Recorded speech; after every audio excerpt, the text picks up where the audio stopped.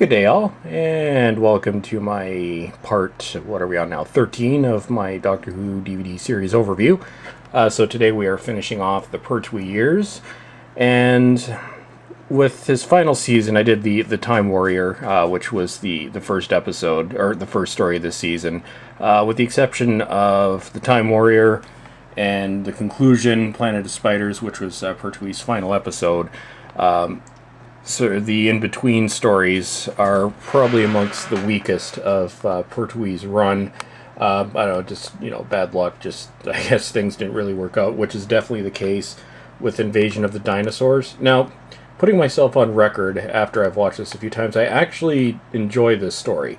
The problem is the special effects, especially the color separation overlay where they had mixed film with video, just and the models themselves just kind of look ridiculous. So if he can get past that, it's not a bad story, although it is kind of hard to get past the effects. This is probably, along with Underworld, the nadir of special effects, or really special effects going wrong in Doctor Who, and not really being able to do anything about it. And they both have to do with, I guess, an over-reliance on color separation overlay. That's blue screen, for those of you who are not sure what that means. Anyway, so here we've got Planet of the Dinosaurs. We got the dinosaurs. And, yeah, it's... Well, this one also kind of suffered. Part 1 was only available in black and white. There is sort of a recolorized version of this. But it's the quality is kind of iffy on that one, so that's kind of another issue with Invasion of the Dinosaurs. But anyway, so we'll go to that. Then on to Death to the Daleks. Not a horribly bad story, but definitely the weakest of the three Dalek stories in Jon Pertwee's run. So right here, although we do have a cool scene there with the Dalek being blown up.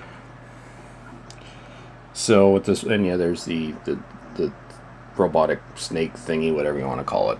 But anyway, so about halfway through the season, hadn't worked out so great, and then what was another disappointment. This was actually a big disappointment for me the first time I saw it, 20 plus years ago, obviously long after it had originally aired. But The Monster of Peladon, this was a follow-up to The Curse of Peladon, which in my view is by far one of the best Pertwee stories, and probably one of my favorite Doctor Who stories all around. But this one, takes place in the future, but where the other one was exciting and intriguing, this one just kind of falls apart, and it kind of seems like it was, I don't know, slapped together. Yeah, so it's...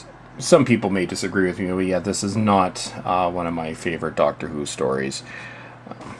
But originally, I think that both Peladon stories, correct me if I'm wrong, and I'm sure someone will, but I'm pretty sure that the two Peladon stories in Region 2 came in a box set. I know in Region 1 they came out at the same time, but they weren't actually in a box set.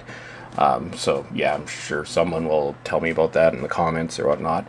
And then we're on to Pertwee's Swan Song, Planet of the Spiders, which is really where this season redeems itself. This is kind of one of those cliffhanger stories all the way through.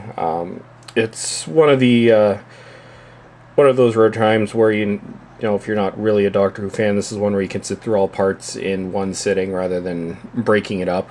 And I guess the story behind this as to why Pertwee decided to leave was, kind of sad. One was, the main thing that had affected him was the death of Roger Delgado the previous year, who had played the Master. Also, Katie Manning leaving. The production team was leaving.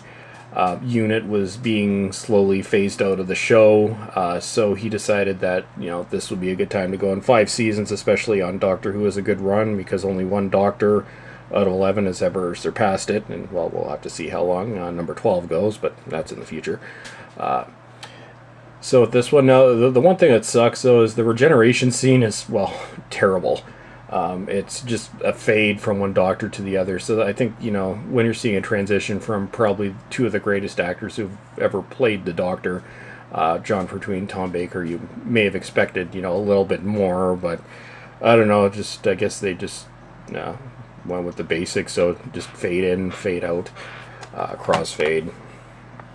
And the spiders themselves, they're a little ropey, but to be honest, for the time period, they're actually, they're not that bad. Definitely doesn't have some of the effects problems of some of the earlier stories. Well, not really effects problems. They were puppets.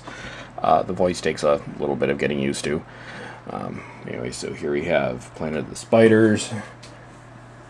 2 discs, comes with a number of documentaries, especially a really interesting documentary on the end of Pertwee's run as the Doctor. Anyway, so here we go. We have finished off Doctor number 3. So starting in the next part, we'll be looking at what to many people is the Doctor, Tom Baker. So that will be up, well, hopefully fairly soon. I know I'm not getting through these as quickly as I would have liked. I've just been incredibly busy, but other than that, as always, everyone, thank you for watching, and have a great day.